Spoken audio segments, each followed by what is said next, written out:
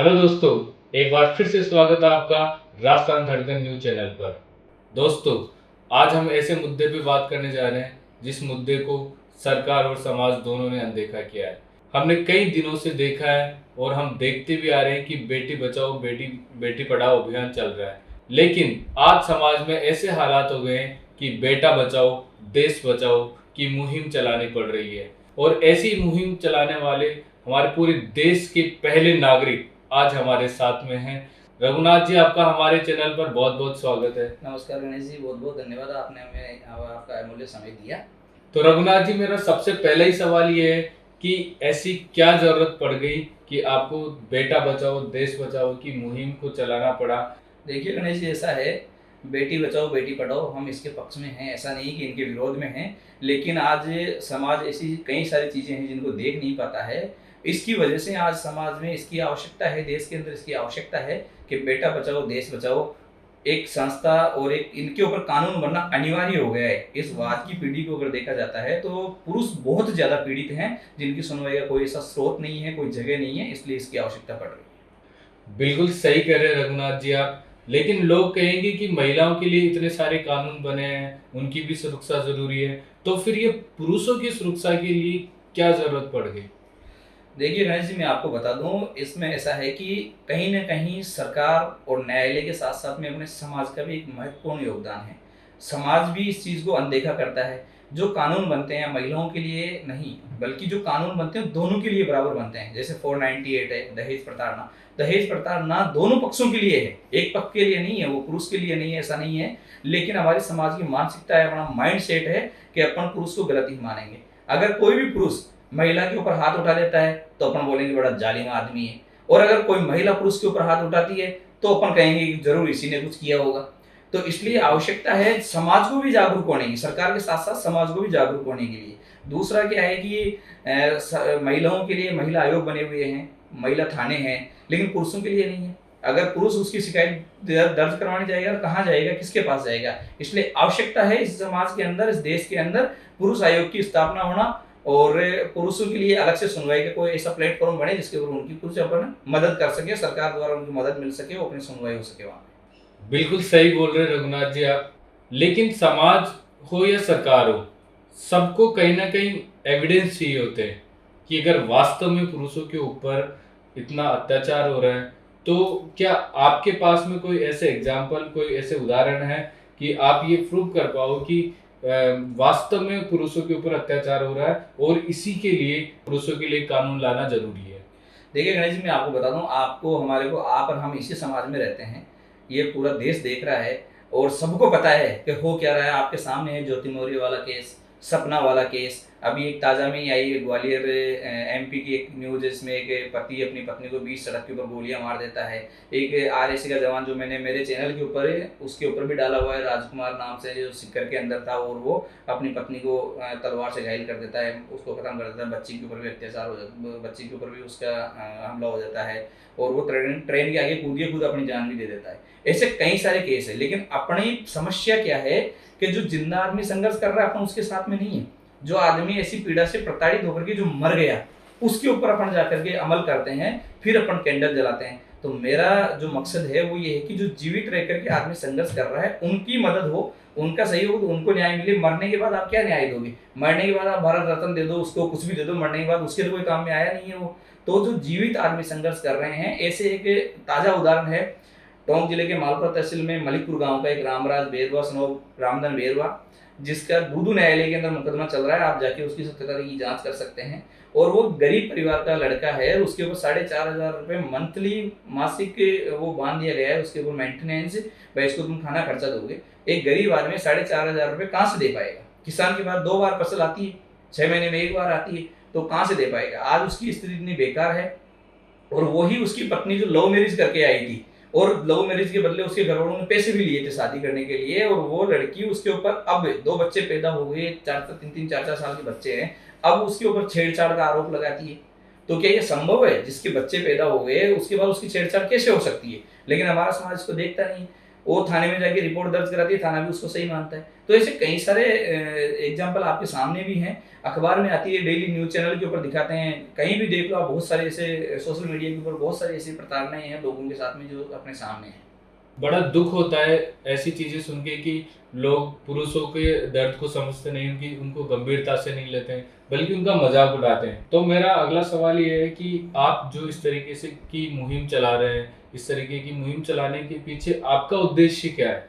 देखिए गणेश जी, मेरा उद्देश्य है, एक तो जितने वकील बंधु हैं दोनों पक्ष के, मैं एक तो उनको संदेश देना चाहता हूँ कि आप किसी भी मामले को, क्योंकि पारिवारिक मामले हैं, पारिवारिक मामले में 30, 35, 40 साल की उम्र उसकी न्यायालय में खर्च हो जाएगी तो उसका जीवन तो कुछ बचा ही नहीं है, उसका अस्तित्व तो खत्म हो गया।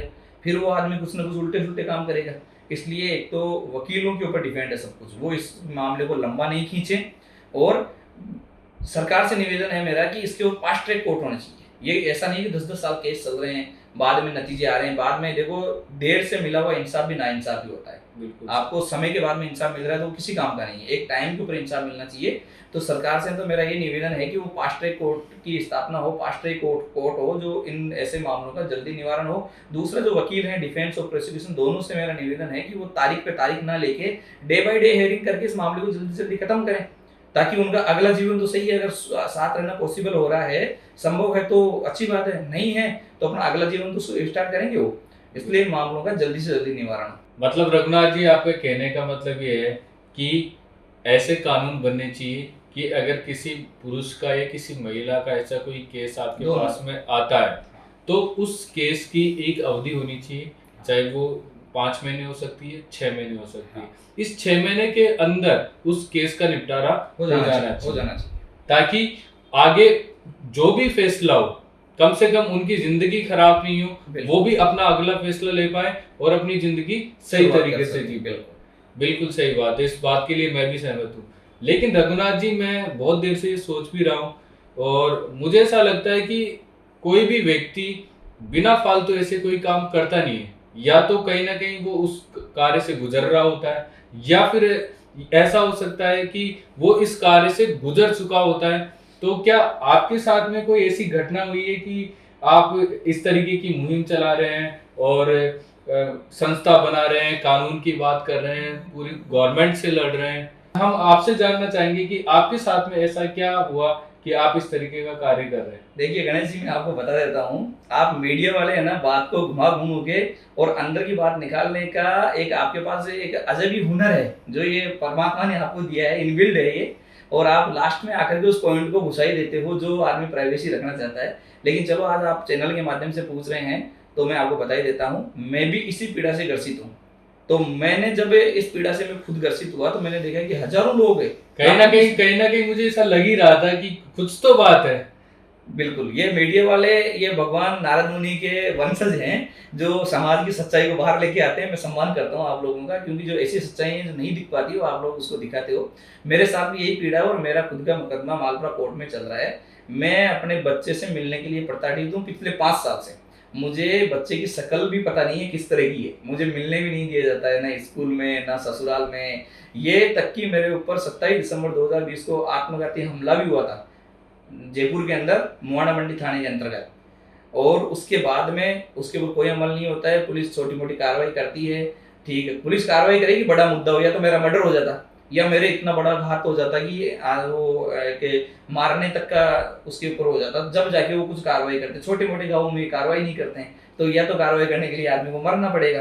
अब अपने इतने कमजोर तो है नहीं, मैंने तो ये देख लिया कि मैं समाज के लिए लड़ रहा हूँ, ठीक है, मेरा बच्चा बड़ा होकर तो आएगा ही, लेकिन जब बड़ा होकर के आएगा तब तो मेरे खिलाफ जेल भरा हुआ रहेगा उसमें। तो मेरा भी मालपुरा कोर्ट में चल रहा है और मैं भी प्रताड़ित हूँ। पिछले 1.5 साल से मैंने केस कर रखा है, लेकिन हमारे जो दोनों वकील हैं उनकी वजह से तारीख पे तारीख पड़ती है। मैंने इंटीमेशन भी दे दी है, अभी 29 तारीख है मेरी अगली, तो उसके ऊपर वो कम से कम इसके ऊपर जो भी हो समाधान होना चाहिए। आप बहस करो सामने बैठ करके, लेकिन पार्टी को खड़ा ही नहीं करते हैं।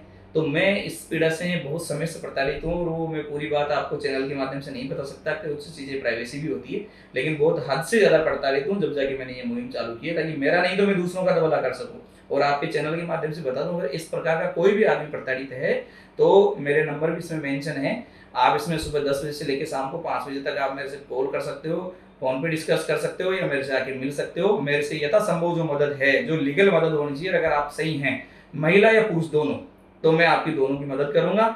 मेरे से जितना बन पाएगा मैं वो करूँगा। बिल्कुल रघुनाथ जी, जैसा कि आपने बताया कि 29 तारीख को आपकी तारीख है, तो मैं मीडिया से भी, मैं जो मेरे मीडिया के साथी है उनसे भी ये गुजारिश करूंगा कि आप भी ऐसे मामलों को एक बार, जो सच है उसको दिखाएं और पक्ष और विपक्ष ना देखें। अपना काम है सच्चाई को दिखाना। और साथ में मैं आपसे भी गुजारिश करूंगा कि जब भी आपकी तारीख हो, आने वाली तारीख है, उसको आप हमें बताएं ताकि हम उस चीज को कवर करके लोगों को दिखा पाएं कि सच्चाई क्या है। बिल्कुल गणेश जी, मेरी तारीख पे मैं इंटीमेट करूंगा। और भी न्यूज़ चैनल वाले फ़ोन करते हैं तो उन्हें भी इंटीमेट करूंगा और आएँ और सच्चाई दिखाएं। हम भी यही चाहते हैं कि सच्चाई समाज के सामने होनी चाहिए। झूठ नहीं दिखाना, गलत का साथ नहीं देना, लेकिन जो सच है, सच का साथ दें, उसको समाज के सामने रखें। आज आप हमारे स्टूडियो में पधारे, इसके लिए बहुत बहुत धन्यवाद। और मैं अब हमारी ऑडियंस से भी ये कहना चाहूँगा कि आप भी, अगर आपके आसपास कोई ऐसे लोग जो ऐसी चीज़ों से पीड़ित हैं, वो रघुनाथ जी से ज़रूर उनको मिलवाएं ताकि उनको यथासंभव मदद मिल सके। बहुत बहुत धन्यवाद रघुनाथ जी। धन्यवाद।